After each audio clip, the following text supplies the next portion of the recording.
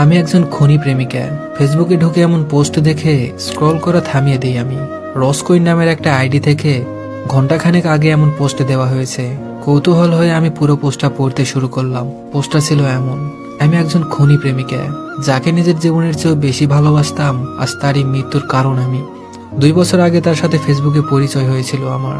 তখন সে উচ্চ মাধ্যমিক পরীক্ষা দিয়ে মেডিকেলে চান্স নেওয়ার জন্য প্রস্তুতি গ্রহণ করছিল। আমার সাথে পরিচয় হওয়ার পর সে পড়াশোনায় অমনোযোগী হয়ে পড়ে। ফলস্বরূপ সে পরীক্ষায় অকৃতকার্য হয়। সবাই এসবের জন্য আমাকে দায়ী করেছিল। একে তো সে মানসিকভাবে ভেঙে পড়েছিল, অন্যদিকে আমারও বিয়ে ঠিক হয়ে যায়। বিয়ে ঠিক হওয়ার বিষয়টা সে সময় আমি গোপন করি।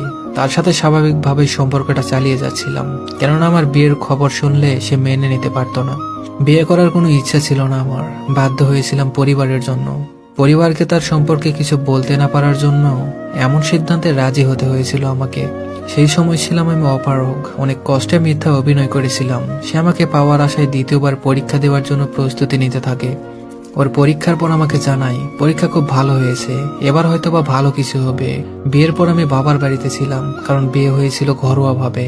কথা হয়েছিল 1 বছর পর তুলে নেবে, আনুষ্ঠানিকভাবে বিয়ে। তবে বিয়ের বিষয়ে তেমন কেউ জানতো না, শুধুমাত্র আমার পরিবার আর প্রতিবেশী ছাড়া। আমার বাবার বাড়ি থেকে ওদের বাড়ি অনেকটা দূরে ছিল, তাই ওর পক্ষে আমার বিয়ের সম্বন্ধে কোনো কিছু জানা প্রায় অসম্ভব ছিল। রেজাল্টের দিন ও আমার সাথে দেখা করতে আসে। সেদিন ওর মুখে ছিল শান্তির হাসি। আমাকে দেখার সাথে সাথে জড়িয়ে ধরে বলে, রোজ, আমি মেডিকেলে চান্স পেয়েছি। এখন আমাদের আর কেউ আলাদা করতে পারবে না। আমি আজকেই আমার পরিবারকে তোমার বিষয়ে জানাবো। আমি নির্বাক দৃষ্টিতে তাকিয়েছিলাম ওর দিকে। কি করে সত্যি কথাটা বলবো বুঝতেই পারছিলাম না। এর মধ্যে আমার বরের আগমন ঘটে সেখানে। আমি তাকে আসতে বলেছিলাম। সব সত্য বলার সময় এসে গেছে এই ভেবে সিয়াম, অর্থাৎ আমার প্রিয় মানুষটার চোখের দিকে তাকাই। সে প্রশ্নবোধক চাহনি নিয়ে আমার দিকে তাকিয়ে বলে, উনি কে? কাপা কাপা কণ্ঠে উত্তর দেই, আমার বর। সিয়াম দুপা সরে গিয়ে হেসে বলে, মজা করছো তাই না? আমি বললাম, আমার চোখে পানি দেখেও মনে হচ্ছে আমি মজা করছি। অশ্রু ভেজা চোখের দিকে তাকিয়ে সিয়াম আবারও দুপা পিছিয়ে যায়। আমার বর এসে আমার হাত ধরে বলে, আপনার ব্যাপারে আমি সব জানি। আমাদের বিয়ে গত বছরই হয়েছে, কিন্তু রোজ আপনাকে কিছুই বলেনি, কারণ এতে করে আপনি আবারও ভেঙে পড়তেন।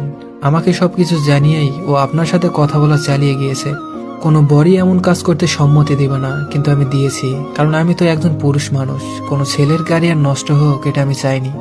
যেহেতু আপনাদের মধ্যে খারাপ কোনো সম্পর্ক ছিল না এবং খারাপ কোনো কথোপকথনও হয়নি, তাই আমি কিছুই বলিনি। কিন্তু আগামী 4 দিন পর আমাদের আনুষ্ঠানিকভাবে বিয়ে সম্পন্ন হবে।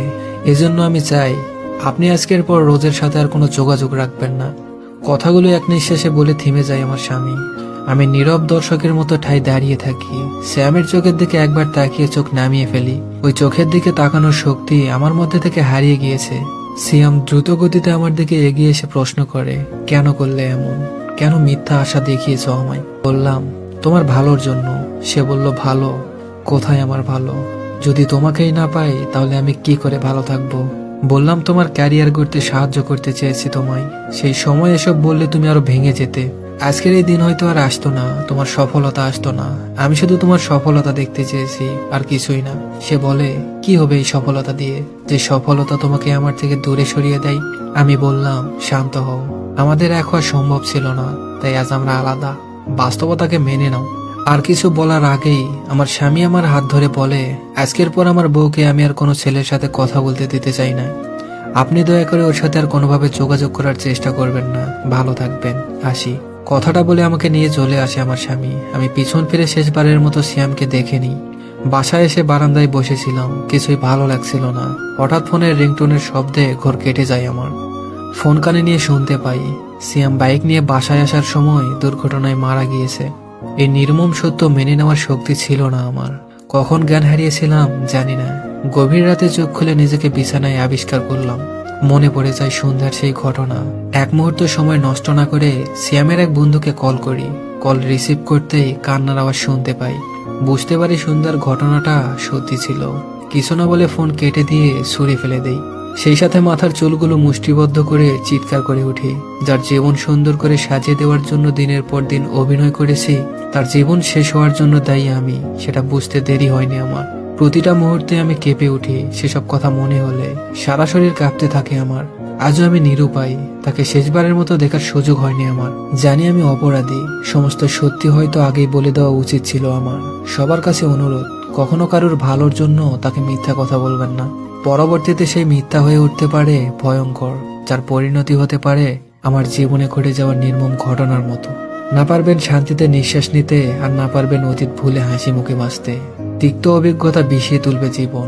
জীবন তো লাশের মতো বাঁচতে হবে, যে বেঁচে থাকার থেকে পৃথিবী ছেড়ে চলে যাওয়াই ভালো। স্ট্যাটাসটা পড়ার পর আমি কিরকম রিয়াকশন দিব বুঝতে পারছিলাম না। বাস্তবতা এমনও হতে পারে, এতটা নিষ্ঠুর পরিণতি কেন কারোর জীবনে আসে। গল্পটা অন্যরকম না হলেও পারত। স্বাভাবিক নিয়মে জীবন চললে কি খুব ক্ষতি হতো? এমন জটিল পরিস্থিতি না আসলে হয়তো বেঁচে যেতে পারত কয়েকটা জীবন। প্রতিনিয়ত পৃথিবীতে এমন কিছু ঘটছে যা আমরা ভাবতেও পারি না। এমন অভাবনীয় কিছু হলে যদি জীবন শেষ হয়ে যায়, তাহলে সেটা না হওয়াই ভালো। বিচিত্র জীবনের গল্পগুলো অতি সাধারণ হোক, তবুও সবাই ভালো থাকুক। ধন্যবাদ সবাইকে।